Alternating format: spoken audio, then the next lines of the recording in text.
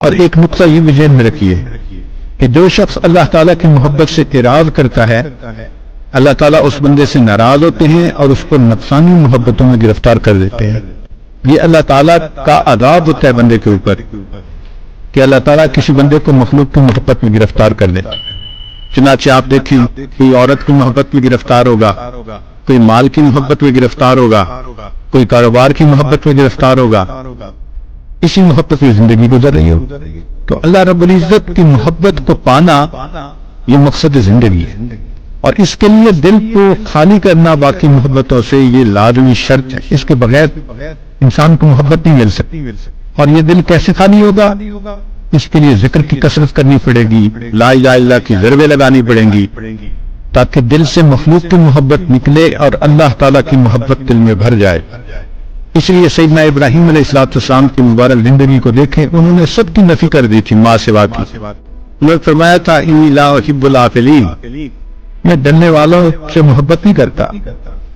تو مرنے والوں سے اور ڈھلنے والوں سے کیا محبت کرنی؟ محبت کرنی ہے تو اس ذات سے کریں جو قیوم ہے، ہمیشہ رہنے والی ہے۔ نیل مت مرنا کسی گلفام پر، خاک ڈالو گے انہی اجسام پر۔ مرنے والوں سے ڈلنے والوں سے کیا محبت کرنی؟ محبت کرے تو انسان اللہ رب العزت سے کرے جو ہمیشہ رہنے والی ذات۔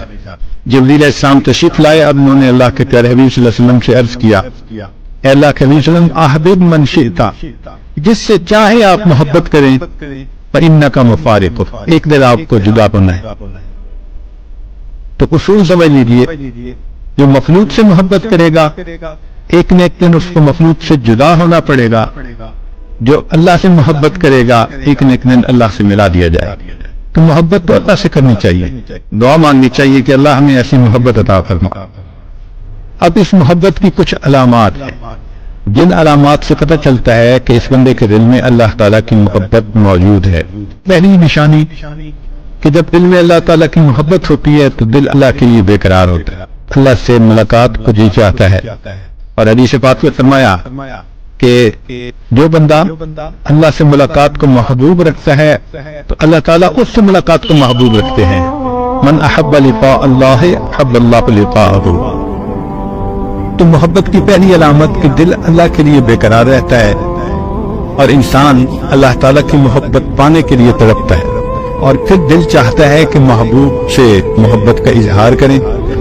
محبت اظہار چاہتی ہے، عشق اور مشق یہ اظہار چاہتے ہیں، چھپے نہیں رہ سکتے۔ تو اللہ تعالیٰ کی محبت کی اظہار مانگتی ہے، تو اظہار کیسے کریں؟ اللہ نے نماز کو اس کا وسیلہ بنا دیا۔ چنانچہ ہم جب نماز پڑھتے ہیں نا تو گویا اللہ تعالیٰ سے اپنی محبت کا اظہار کر رہے ہوتے ہیں، اللہ کے سامنے ہاتھ باندھ کے کھڑے ہوتے ہیں، پھر رکوع کرتے ہیں، پھر سجدہ کرتے ہیں، یہ گویا اللہ سے محبت کا اظہار ہے، یہ ایک وسیلہ ہے اللہ سے محبت کا۔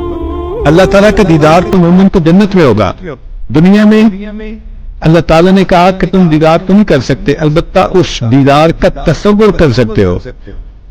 تو فرمایا کہ ٹھیک ہے، دن میں 5 مرتبہ اس دیدار کا تصور کر کے کھڑے ہو جاؤ، یہ نماز ہے۔ اسی فرمایا ان تعبد اللہ کأنک تراہ، تم اللہ کی عبادت ایسے کرو جیسے اسے دیکھتے ہو۔ فإن لم تکن تراہ فإنہ یراک، اور اگر یہ تمہارے لیے مشکل ہے تو یوں محسوس کرو کہ اللہ تمہیں دیکھ رہا ہے۔ تو بھئی ہم محبوب کو دیکھیں یا محبوب ہمیں دیکھے، مقصد تو وہی دیدار کا ہوا نا۔ تو دن میں 5 مرتبہ مشق کروائی کہ جنت میں جو چیز تمہیں ملنی ہے اس کا تصور کر کے یہاں اپنا ٹائم گزارو۔ جب محبوب سے ملاقات نہیں ہو سکتی تو اس کے تصور میں ہی مزہ آتا ہے، دستور ہے۔ اس لیے مومن کو نماز میں مزہ آتا ہے، وہ نماز میں سکون پاتا ہے۔ نبی علیہ الصلوۃ والسلام ارشاد فرماتے تھے، ارحنی یا بلال، اے بلال مجھے ٹھنڈک پہنچا، یعنی اذان دے، اذان سن کے میرے دل کو ٹھنڈک مل جائے گی، میری آنکھیں ٹھنڈی ہوگی۔ اور نبی صاحب نے فرمایا کہ میں 3 چیزوں سے محبت کرتا ہوں، اور ان میں سے ایک فرمایا وقرۃ عینی فی الصلاۃ، میری آنکھوں کی ٹھنڈک نماز میں۔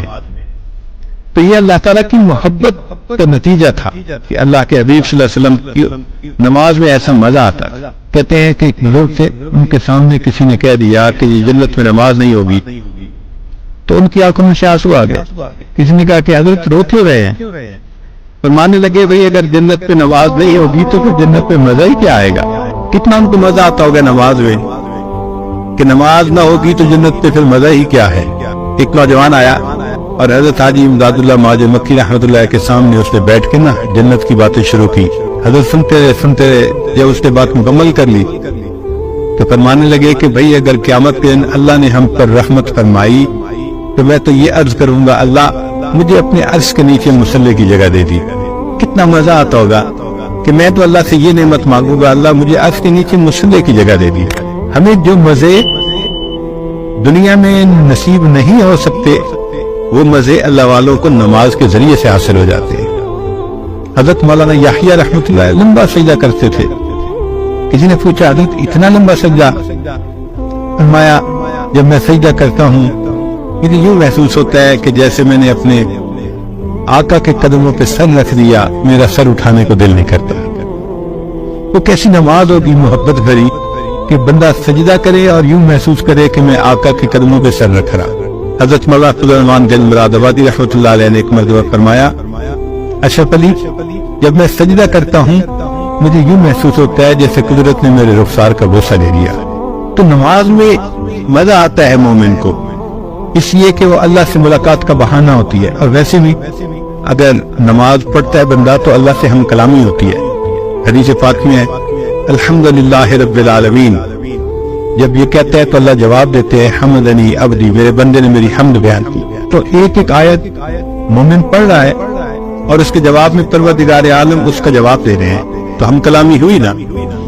اسی لیے یہ محبت کی علامات ہیں۔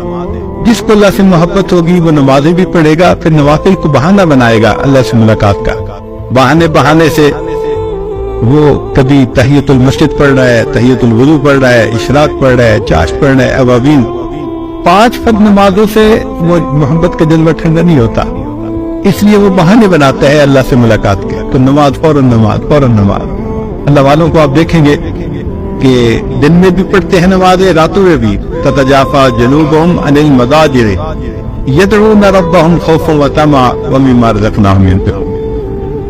ایک جگہ فرمایا وَقَانُوا قَلِيلًا مِّنَ اللَّيْلِ مَا يَهْجَعُونَ وَبِالْأَسْحَارِ هُمْ يَسْتَغْفِرُونَ۔ ہمیں تو فجر کے اٹھنے کے لیے بھی الارم لگانے پڑتے ہیں، اس لیے کہ بیٹری کمزور جو ہوئی۔ جن کو اللہ نے محبت کا جذبہ دیا ہوتا ہے تو ان کے تو اندر بیٹری، ان کے اندر کلاک فٹ ہوتا ہے، بالکل صحیح وقت پہ بستر ان کو اچھال دیتا ہے، وہ کھڑے ہو جاتے ہیں اللہ کی محبت میں۔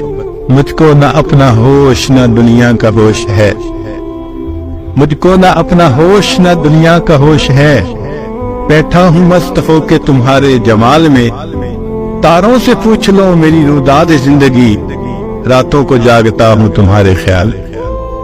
وہ اللہ کی یاد میں، اللہ کی محبت میں راتوں کو مصلی پہ کھڑے ہوتے۔